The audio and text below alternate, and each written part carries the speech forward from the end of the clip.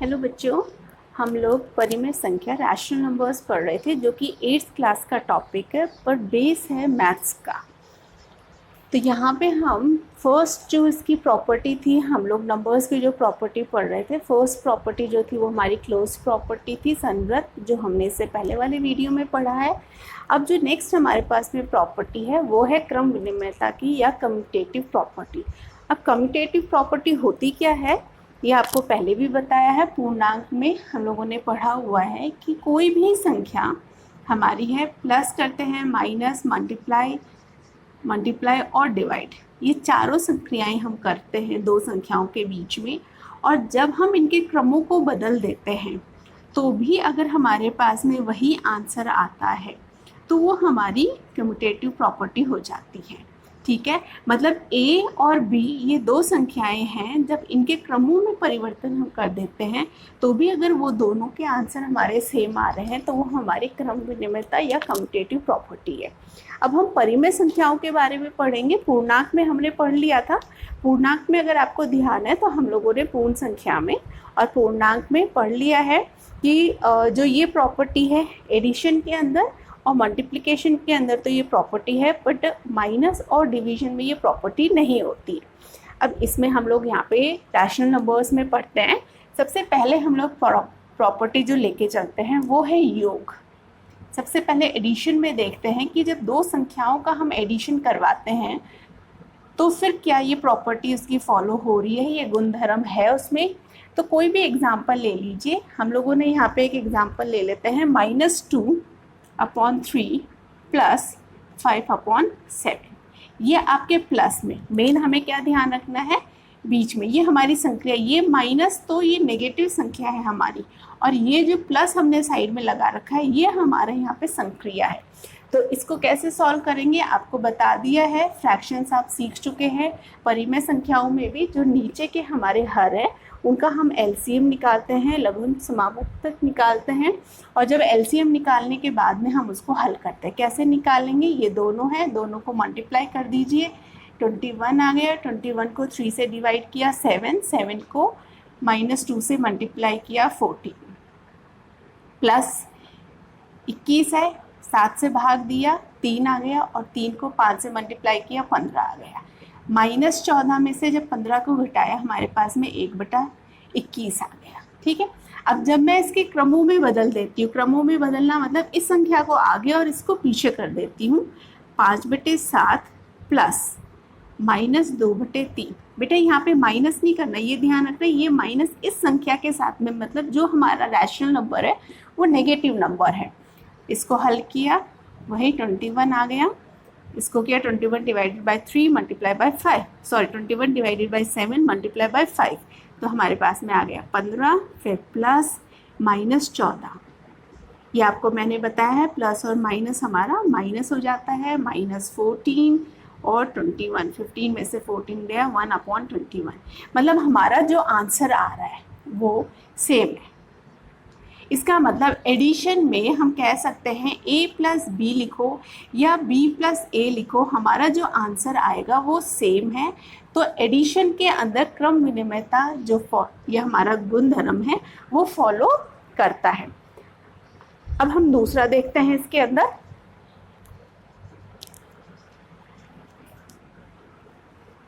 ये तो था हमारा एडिशन का। अब हम सब्ट्रैक्शन का इसमें देखते हैं, व्यवकलन। सेकेंड हमारा गुणधर्म है व्यवकलन, जिसको हम लोग सब्ट्रैक्शन भी बोल सकते हैं, माइनस जिसे हम बोलते हैं, घटा करना है वो। अब इसमें घटा करने में हम फिर से कोई एग्जांपल ले लेते हैं।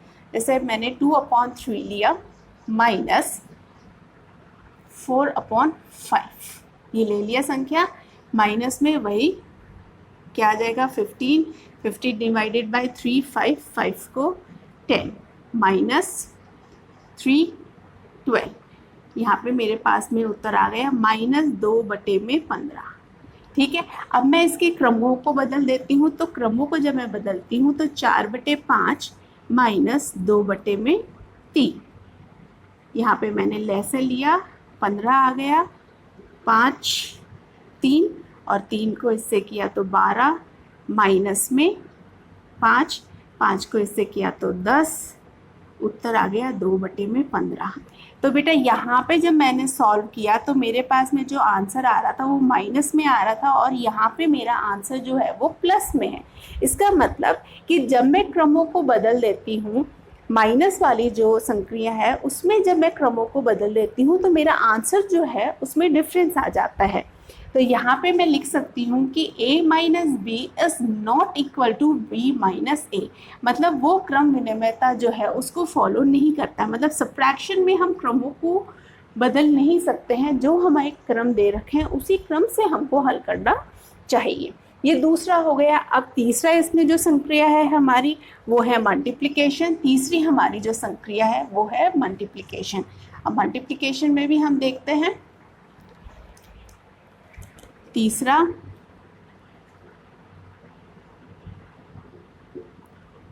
मल्टीप्लिकेशन, या हम उसको गुणन कह सकते हैं। अब गुणन में कोई भी संख्या ले लीजिए, 2/3 मल्टीप्लाई बाय 4/3 ले लो, ठीक है। अब इसमें क्या करेंगे, गुना में हम क्या करेंगे, अगर हम लोगों का दो संख्या है ऊपर नीचे, पहले तो देखो अगर हमारी कट रही है तो हम उसको काट सकते हैं। ये जो संख्या है अगर इससे या इससे कटती है, इससे किसी से भी डिवाइड हो रही है तो हम उसको काट सकते हैं। नहीं हो रही तो क्या करेंगे, अंश को अंश के साथ और हर को हर के साथ में हम लोग मल्टीप्लाई कर देंगे। इसको इससे मल्टीप्लाई किया, हमारे पास में 8 आ गया। 3 को 3 से मल्टीप्लाई किया, हमारे पास में 9 आ गया। अब इसके क्रमों को हम बदलते हैं। क्रमों को जब हम बदलेंगे, 4/3 गुना में 2/3, अंश को अंश से 8, हर को हर से 9। हमारे पास में जो आंसर है वो हमारा आंसर जो है वो सेम आया दोनों में। तो यहाँ पे हम कह सकते हैं कि a multiply by b is equal to b multiply by a। मतलब अगर हम क्रमों को बदलते हैं, मल्टीप्लिकेशन में क्रमों को अगर हम लोग बदल देते हैं तो हमारे पास में वही आंसर आता है। तो क्रमों में अगर परिवर्तन हो रहा है तो कोई फर्क नहीं है। लास्ट जो हमारा बच गया, फोर्थ जो हमारा बच गया, वो है हमारा डिवीजन। अब डिवीजन में देखिए, चौथा हमारी जो संक्रिया है वो है हमारी भाग,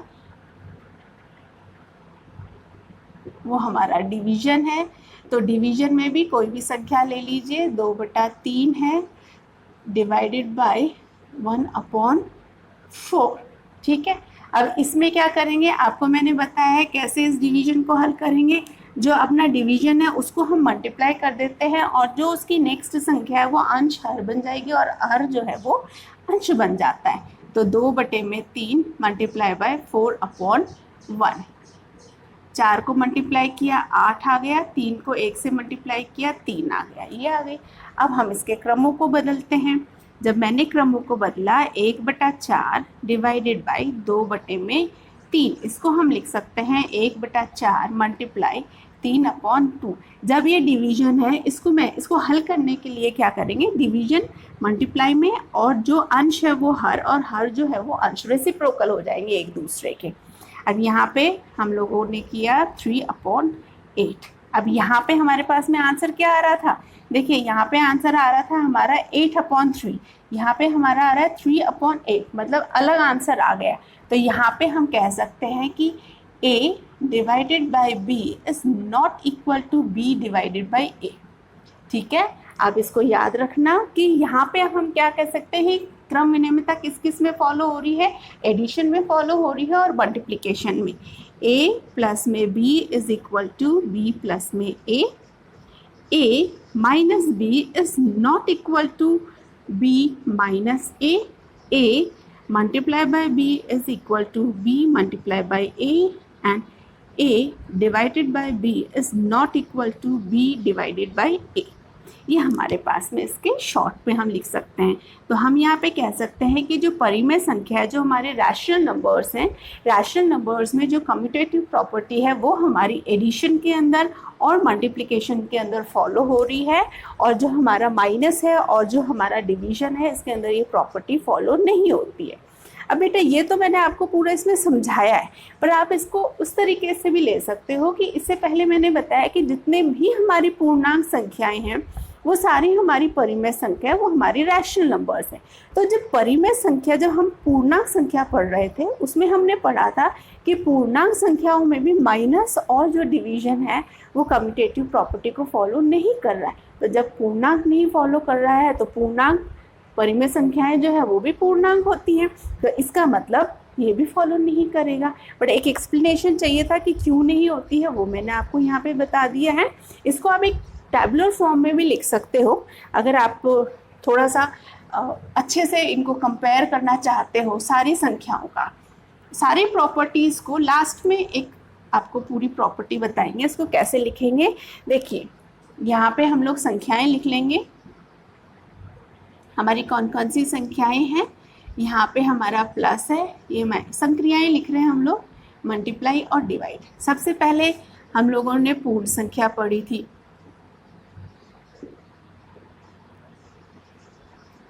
पूर्ण संख्याएं, फिर हम लोगों ने पूर्णांक पढ़ा,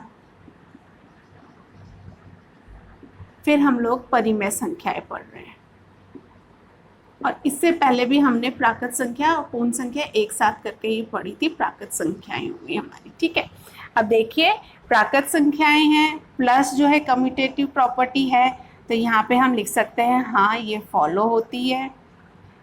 मल्टीप्लिकेशन में फॉलो नहीं होती, मल्टीप्लिकेशन में माइनस में फॉलो नहीं होती, मल्टीप्लिकेशन में होती है, डिवीजन में नहीं होती। पूर्ण संख्याओं हाँ जो क्रम विनिमयता है वो होता है, माइनस में नहीं होता, मल्टीप्लिकेशन में होता है, डिवीजन में नहीं होता। पूर्णांक संख्याओं में भी जो क्रम विनिमयता है वो एडिशन में होता है, माइनस में नहीं होता, मल्टीप्लिकेशन में होता है, डिवीजन में नहीं होता। और परिमेय संख्याएं में भी जो एडिशन है वो क्रम विनिमयता गुणधर्म को अपनाता है, उसमें होता है, माइनस में नहीं होता, मल्टीप्लिकेशन में होता है, डिवीजन में नहीं होता। तो ये 4 प्रकार की जो हमने संख्याएं अभी तक पढ़ी हैं, और चारों प्रकार की संख्याओं में हमने यहाँ पे क्रम विनिमयता देखी है। ये क्रम विनिमयता है, ये है ना, कम्यूटेटिव प्रॉपर्टी है यहाँ पे। तो इस तरीके से ये जो सेकंड प्रॉपर्टी है हमारी, जो हम लोग क्रम विनिमयता पढ़ रहे हैं, वो यहाँ पे इस प्रॉपर्टी को हमने समझ लिया है। अब जो नेक्स्ट वीडियो है, इस वीडियो में हम लोग एसोसिएटिव प्रॉपर्टी के बारे में पढ़ेंगे। तब तक इसके बारे में वापस इस वीडियो को अच्छे से देखिए, समझ में नहीं आ रहा तो 1-2 बार वापस देखिए, समझिए। कोई प्रॉब्लम है तो कमेंट बॉक्स में मुझसे आप पूछ सकते हैं। और आपको ये वीडियो अच्छे लग रहे हैं, समझ में आ रहा है, तो इसको प्लीज़ शेयर कीजिए, सब्सक्राइब कीजिए। And thank you a lot for watching my video. Thank you, have a good day.